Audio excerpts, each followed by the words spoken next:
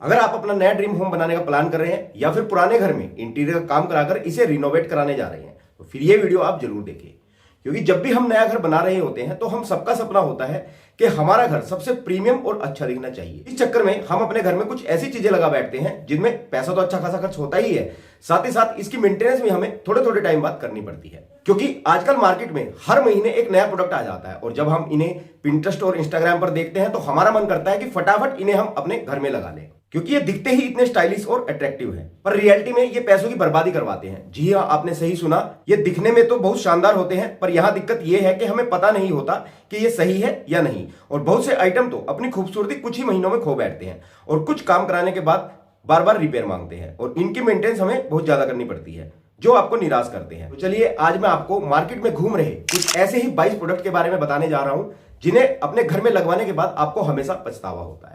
तो चलिए डिटेल में समझते हैं कि कौन सा प्रोडक्ट अच्छा है, कौन सा बुरा, और वो अच्छा है तो क्यों है और बुरा है तो क्यों है, और इन्हें अपने घर में लगवाते हुए हमें किन किन खास बातों का ध्यान रखना होता है। तो चलिए आपके फ्यूचर हेडेक और हार्ड एंड मनी को बचाते हैं।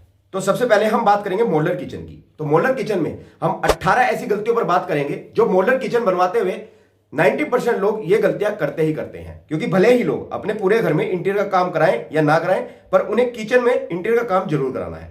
90% लोगों की यही सोच है कि हमारे घर का किचन शानदार होना चाहिए, और ये सही भी है। तो इसमें पहला है kitchen counter top.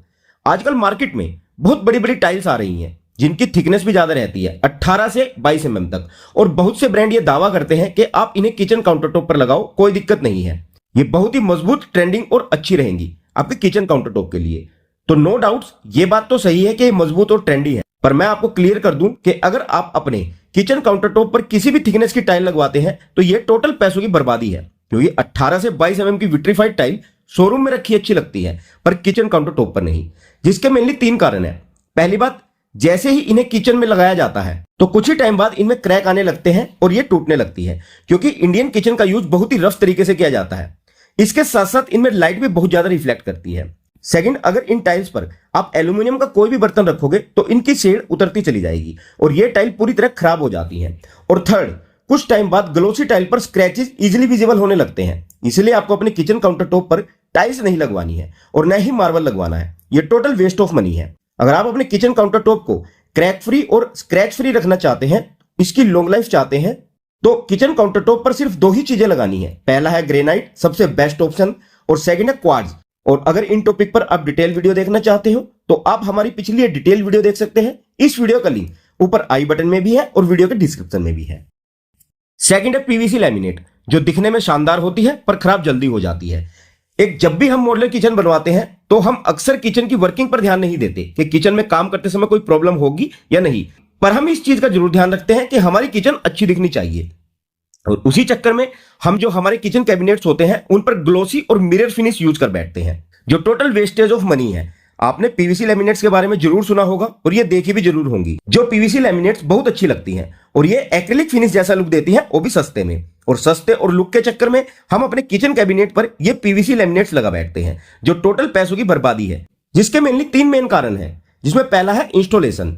PVC laminates की इंस्टॉलेशन इतनी आसान नहीं होती, क्योंकि ये प्लास्टिक से बनी होती है तो इतने अच्छे से चिपक नहीं पाती और कुछ ही महीनों में ये निकलनी स्टार्ट हो जाती है। इसमें बबल बनने लगते हैं, और स्पेशली ऐसी जगह जहां हीट ज्यादा होती है, जैसे किचन।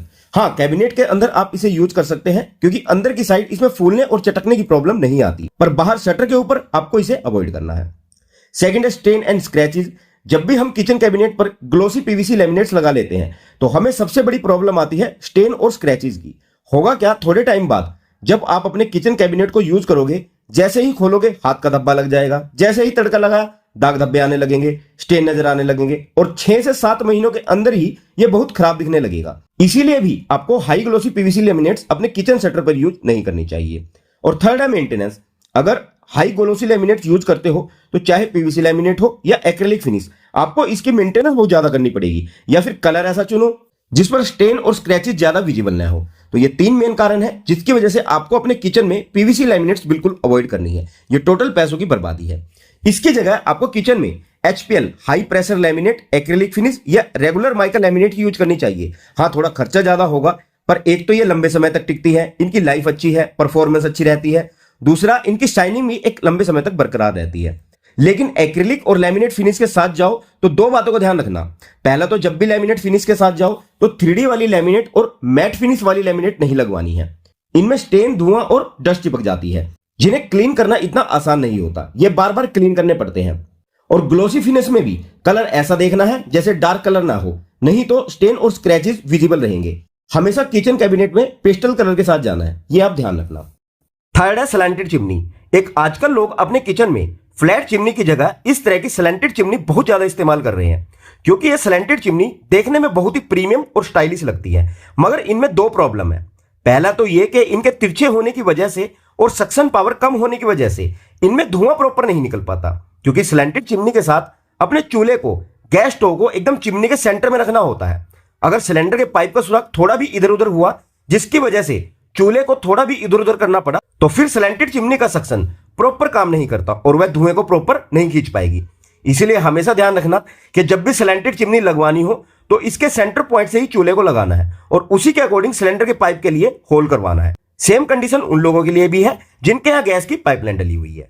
सेकंड, इस चिमनी की सबसे बड़ी समस्या यह है कि इसके सिलेंटेड तिरछे होने की वजह से जो इसकी सिलेंटेड जगह होती है, एंगल कॉर्नर होते हैं, उन पर ग्रीस, तेल और धुआं जमा हो जाता है, जिसे हर दूसरे तीसरे दिन साफ करना पड़ता है। अगर इसे हर दिन साफ न किया जाए तो दाग धब्बे दूर से ही दिखेंगे, जो बहुत गंदे दिखते हैं। तो मेरा सजेशन यही है कि आप स्लैंटेड चिमनी की जगह फ्लैट चिमनी के साथ ही जाएं। फ्लैट चिमनी ज्यादा अच्छी रहती है as compared to slanted chimney, क्योंकि ये प्रॉपर हमारे स्टोव के ऊपर होती है तो सक्शन भी प्रॉपर करती है। लेकिन फिर भी अगर आप अपने मॉडलर किचन को स्टाइलिश दिखाना चाहते हैं, एस्थेटिक दिखाना चाहते हैं और स्लैंटेड चिमनी ही लगाना चाहते हैं, तो आपको दो काम करने हैं। पहला तो आपको स्लैंटेड चिमनी की सक्शन कैपेसिटी को डबल कराना पड़ेगा। इसकी सक्शन पावर कम से कम 1400 से 15 m³ पर आवर तक होनी चाहिए, ये देख लेना परचेज करते हुए। और दूसरा, आपको डेली क्लीनिंग और मेंटेनेंस के लिए रेडी रहना है। अगर आप डेली मेंटेनेंस कर सकते हो तो ही स्लैंटेड चिमनी के साथ जाना है, नहीं तो फ्लैट चिमनी ही बेस्ट है, ये आप ध्यान रखना। फोर्थ है डक्टलेस चिमनी, यानी कि बिना पाइप वाली चिमनी।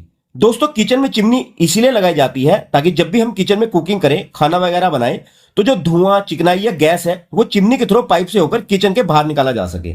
लेकिन ये बिना पाइप वाली डक्टलेस चिमनी कंपनी ने सिर्फ उन्हीं लोगों के लिए बनाई है जिनके या तो पुराने किचन बने हुए हैं और वो बिना तोड़फोड़ के अपनी किचन में चिमनी लगाना चाहते हैं, या सेकंड, ये उन लोगों के लिए बेस्ट ऑप्शन है जिनके किचन में बाहर पाइप निकालने की जगह नहीं होती, किचन में पाइप आउटलेट देने का ऑप्शन नहीं है, मतलब आपका मकान चारों तरफ से पैक है, मतलब कहीं भी ऐसी जगह नहीं है जहां से चिमनी के पाइप को बाहर निकाल सके। क्योंकि इसमें चारकोल फिल्टर लगा होता है जो चिकनाई, धुएं, गैस को सक करके उसे क्लीन करके किचन में ही फ्रेश एयर सर्कुलेट कर देता है। लेकिन हम में से कुछ लोग या तो किसी के किचन में देखकर या कई बार शोरूम ओनर के कहने पर या ऑनलाइन देखकर डक्टलेस चिमनी अपने घर में लगवा बैठते हैं, हमारे घर में आउटलेट निकालने की जगह होने के बावजूद भी।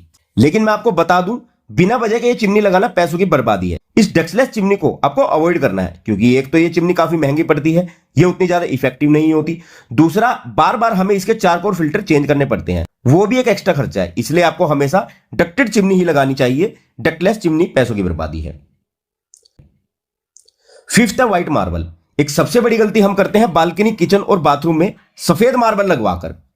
सफेद मार्बल चाहे मकराना हो या इटालियन, लेकिन सफेद मार्बल आपको भूलकर भी बैल्कनी, वरांडा, बाथरूम और किचन में नहीं लगवाना है।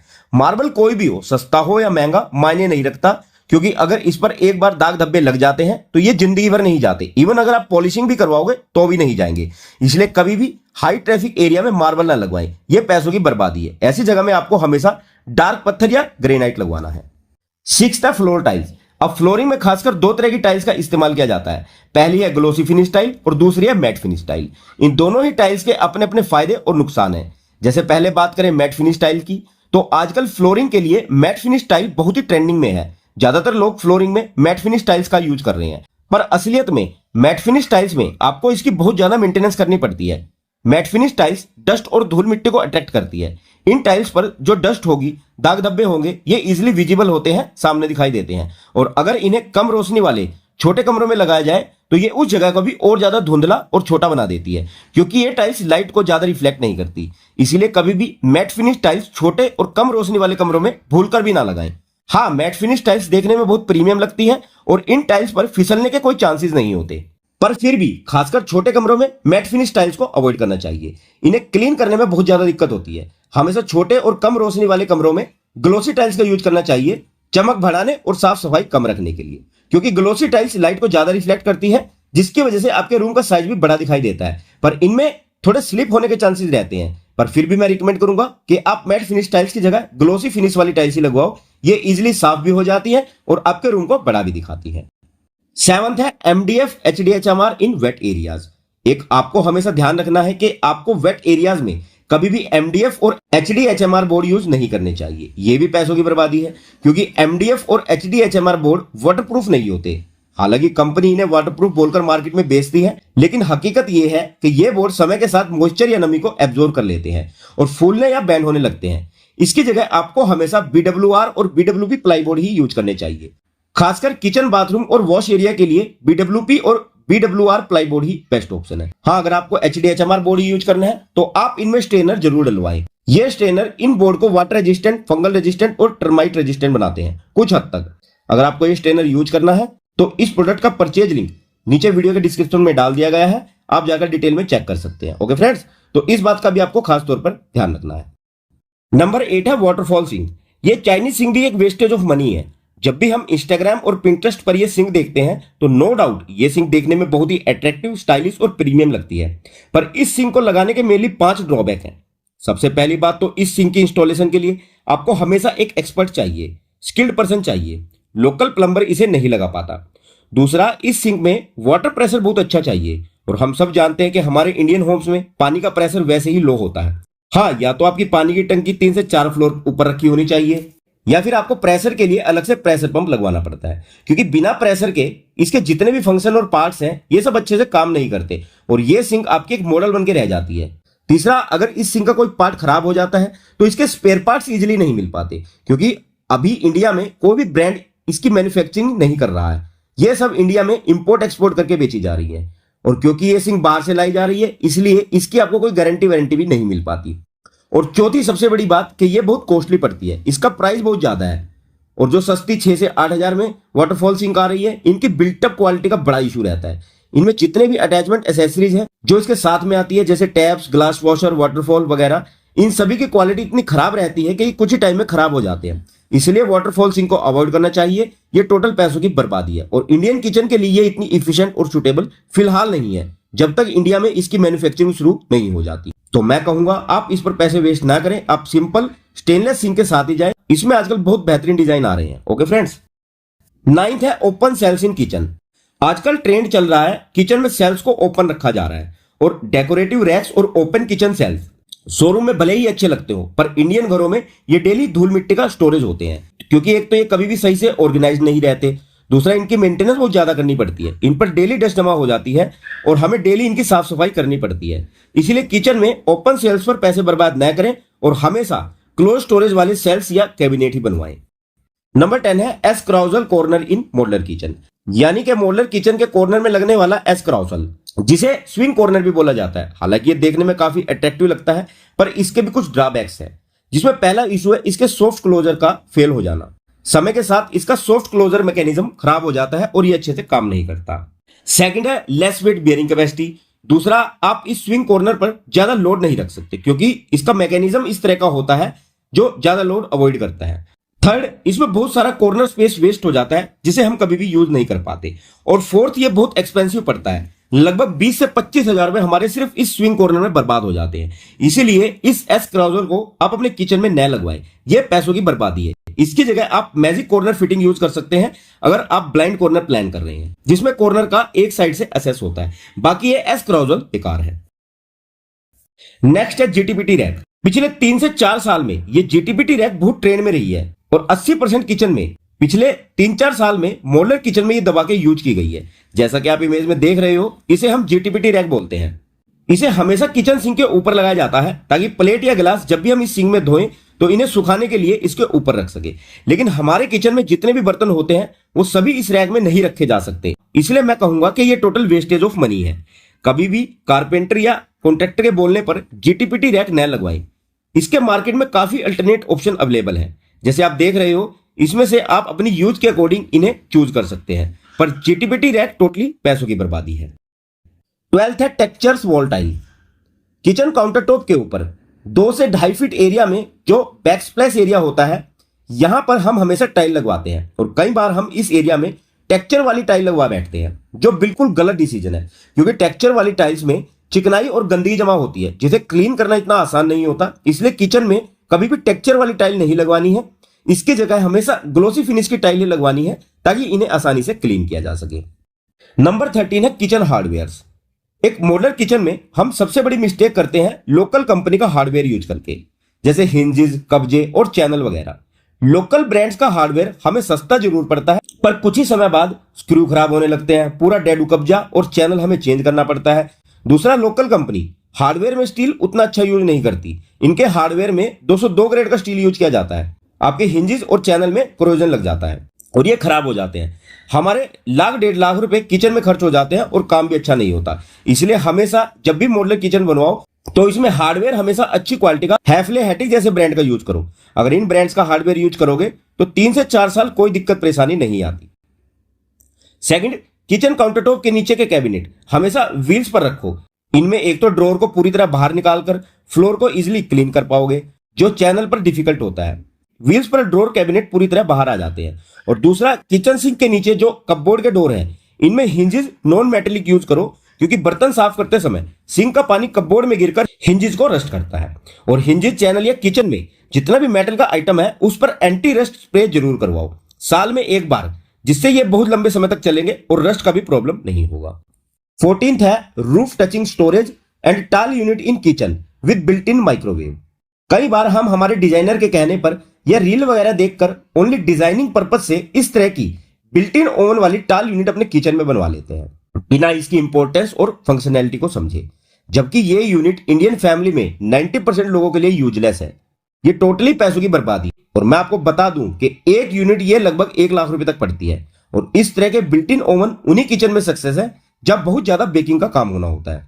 इसकी जगह आप किचन में normal microwave oven OTG use कर सकते हैं, ये ज्यादा हेल्पफुल रहता है। सेकंड, हम रूफ से टच करते हुए स्टोरेज बनवा लेते हैं हमारी कन्वेंशनल वॉल यूनिट के ऊपर, जो ज्यादातर यूटिलाइज ही नहीं होती। तो आप रूफ टचिंग स्टोरेज कैबिनेट भी अवॉइड करें। 15th है क्वाड सिंक। आजकल मार्केट में क्वाड सिंक का बहुत ट्रेंड है, क्योंकि देखने में बहुत ही स्टाइलिश और प्रीमियम लगती है। इसीलिए 80% किचन यूजर्स इसे यूज कर रहे हैं। लेकिन मैं आपको बता दूं कि क्वाड सिंक में 2 प्रॉब्लम है। पहला तो इंडियन किचन में क्योंकि तेल मसाला बहुत ज्यादा यूज होता है, तो इसमें स्टेन्स आने के चांसेस रहते हैं। दूसरा, जैसे कि आप देख रहे हो कि इसे काउंटरटॉप के ऊपर प्लेस करना पड़ता है। अगर हम इसे काउंटर पत्थर के नीचे फिक्स करवाते हैं तो इसके टूटने और क्रैक्स होने के चांसेस रहते हैं। इसलिए बेटर है एसएस का 304 ग्रेड का सिंक लगवाओ और सिंक कलर फेडेड लो मैट फिनिश का। 16th है फैब्रिक सोफा।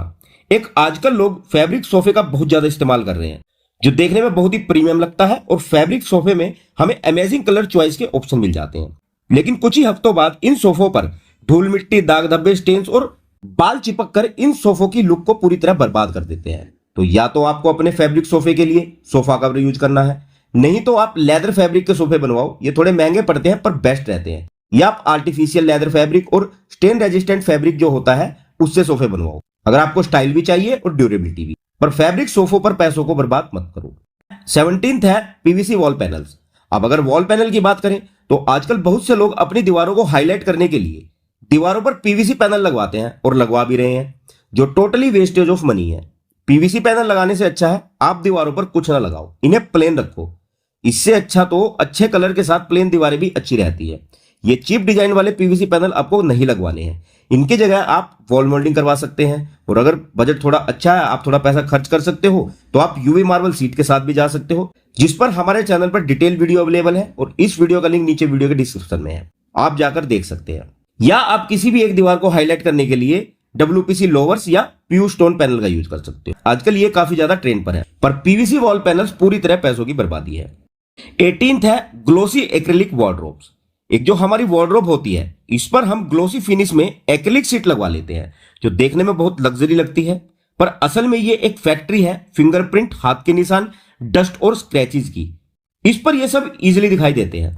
अगर आपको एक ऐसी फिनिश चाहिए जो डस्ट भी छिपाए, इस पर दाग धब्बे और हाथ के निशान भी आसानी से न दिखें, और ये एक लंबे समय तक सुंदर बनी रहे, तो आपको वार्डरोब पर कभी भी ग्लोसी एक्रिलिक और लैमिनेट नहीं लगानी। आपको वार्डरोब पर हमेशा मैट टेक्सचर लैमिनेट और फ्रोस्टी लैमिनेट ही यूज करनी चाहिए। 19th है हाउस फर्नीचर। एक जब भी हम अपने घर का इंटीरियर करवाते समय अपने घर का फर्नीचर बनवाते हैं, तो या तो हम डायरेक्ट ऑनलाइन ही फर्नीचर ऑर्डर कर लेते हैं, या सस्ते के चक्कर में हम MDF या HDHMR के बोर्ड से फर्नीचर बनवा लेते हैं, जो देखने में तो बहुत लग्जरी और प्रीमियम लगते हैं, लेकिन मेंटेनेंस बहुत ज्यादा डिमांड करते हैं और 1 से 2 साल में ही ऐसे फर्नीचर फूलना स्टार्ट कर देते हैं।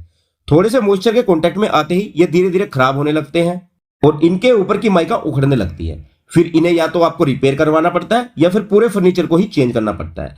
ऐसे में आपके फर्नीचर पर बहुत से पैसे वेस्ट हो जाते हैं। इसलिए हमेशा ध्यान रखो, चाहे आप फर्नीचर बनवाओ या ऑनलाइन परचेज करो, इसका कोर मटेरियल प्लाईबोर्ड ही होना चाहिए। आपको पूरा फर्नीचर प्लाईबोर्ड से बना हो। हाँ, एक बार खर्चा थोड़ा ज्यादा होगा, पर यह फर्नीचर परमानेंट होगा, इसकी इतनी ज्यादा मेंटेनेंस नहीं करनी पड़ेगी। MDF से बना फर्नीचर कभी नहीं लेना है, यह पैसों की बर्बादी है। नंबर 20 है coloured WC and golden bathroom accessories. एक आपने अक्सर देखा होगा, जब भी हम शोरूम पर जाते हैं सैनिटरी का सामान परचेज करने, तो जैगवार और कोलर जैसे ब्रांड के golden taps, bronze fitting, colourful wash basin और कलरफुल WC हमें देखने को मिलते हैं, जो देखने में बहुत ही क्लासी लगते हैं। पर मैं आपको बता दूं कि ये शोरूम में ही क्लासी लगते हैं, घर में नहीं। कुछ महीनों बाद ही इनमें पानी के दाग धब्बे, स्टेन और स्क्रैचेस दिखाई देने लगते हैं। ये जल्दी ही पुराने दिखाई देने लगते हैं और इनकी चमक भी जल्दी ही खत्म हो जाती है। कुछ समय बाद ये इतने अच्छे नहीं लगते, इतना खर्चा करने के बाद भी। ये सब मटेरियल टोटल पैसों की बर्बादी है। एक लंबे समय तक स्टाइलिश दिखाने के लिए हमेशा क्लासिक क्रोम की नॉर्मल फिटिंग ही लगवाओ। आजकल इनमें भी काफी तरह के डिजाइन आते हैं। नंबर 21 है वॉलपेपर्स। मास्टर वॉल के लिए, चाहे आपकी बेडरूम की दीवार हो, डाइनिंग टेबल के पीछे की दीवार हो या लिविंग रूम में सोफे के पीछे वाली दीवार, मास्टर वॉल्स के लिए आजकल वॉलपेपर भी बहुत पॉपुलर और ट्रेंडी ऑप्शन है। लेकिन सिर्फ मॉइस्चर फ्री वॉल्स के लिए। अगर आपकी दीवार पर थोड़ा सा भी मॉइस्चर है तो ये कुछ ही महीनों में उखड़ने लगते हैं और खराब हो जाते हैं। इन्हें सिर्फ मॉइस्चर फ्री वॉल्स पर ही लगाएं। मॉइस्चर वाली दीवार पर वॉलपेपर लगाना पैसों की बर्बादी है। नंबर 22 है बिल्ट इन होब। एक आजकल काफी सारे इंडियन होम ओनर्स अपनी किचन में बिल्ट इन होब स्टोव फिक्स करवा लेते हैं और साथ में हम इंडक्शन होब भी लगवा लेते हैं। ये दोनों चीजें आजकल हमारी इंडियन किचन में बहुत ज्यादा यूज की जा रही हैं, पर इनके 3 बहुत बड़े ड्रॉबैक्स हैं, जिसमें पहला है लो फ्लेम। बिल्ट इन होब में जनरली यूरोपियन बर्नर लगे होते हैं, जिसके कारण बिल्ट इन होब की फ्लेम काफी कम होती है, जो इंडियन कुकिंग के हिसाब से सुटेबल नहीं है। सेकंड है रिप्लेसमेंट। दूसरा, मान लो आपका होब पूरी तरह से खराब हो जाता है तो इसे चेंज करना बड़ा टिपिकल होता है, क्योंकि बिल्ट इन होब के लिए पहले काउंटर स्लैब में होब के साइज के अकॉर्डिंग कटिंग की जाती है और फिर इसमें होब फिक्स किया जाता है। कई बार हमें सेम साइज का होब नहीं मिल पाता, तो ये भी एक चैलेंज बन जाता है। और थर्ड है सर्विस और मेंटेनेंस, क्योंकि जब भी इसे रिपेयर करवाना पड़ता है, एक तो इसकी रिपेयरिंग काफी महंगी पड़ती है, सेकंड इसे रिपेयर करने वाले आदमी भी जल्दी नहीं मिल पाते और कंपनी वाले लोग टाइम लगाते हैं। इसलिए मैं कहूंगा कि बिल्ट इन होब को अवॉइड करें। इसे अपनी किचन में तभी लगाएं जब आपकी किचन में बहुत ज्यादा काम न हो और आप मेंटेनेंस के लिए तैयार हो, नहीं तो नॉर्मल स्टोव ही यूज करें। ओके फ्रेंड्स, तो ये थे वो 22 इंटीरियर आइटम जो बहुत ही ट्रेंडी और स्टाइलिश है, पर असल में ये टोटल पैसे की बर्बादी है, टोटल वेस्टेज ऑफ मनी है। तो मैं रिकमेंड करूंगा कि जब भी आप अपने घर में इंटीरियर का काम कराएं तो इन 22 आइटम को अवॉइड करें। तो आई होप कि अब आप इसे अच्छे से समझ गए हैं और अपने घर में इंटीरियर का काम कराते समय आपको ये वीडियो कुछ ना कुछ मदद तो जरूर करेगी। अगर जानकारी अच्छी लगी हो तो वीडियो को ज्यादा से ज्यादा लाइक और अपने दोस्तों के साथ शेयर करना न भूलिएगा। चलिए जल्द मिलते हैं हमारी नेक्स्ट वीडियो में आप लोगों के लिए एक और इंपॉर्टेंट जानकारी के साथ। तब तक के लिए विदा लेना चाहूंगा और वीडियो में यहां तक बने रहने के लिए आप सभी लोगों का तहे दिल से शुक्रिया guys. Thanks for watching and have a nice day.